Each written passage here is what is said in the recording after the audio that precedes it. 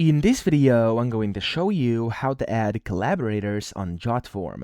Now, the first thing you want to do here inside your workspace or dashboard, you want to go to all over here on the left, and you want to double click on the form where you want to add collaborators. So I have this random templated one over here, and to add a collaborator, you want to go to top, as you can see, top right. It says add collaborators, and it says invite coworkers to collaborate. That's what you want to achieve. So click on that, and then just click on copy link over here, and it's going to be copied to your clipboard.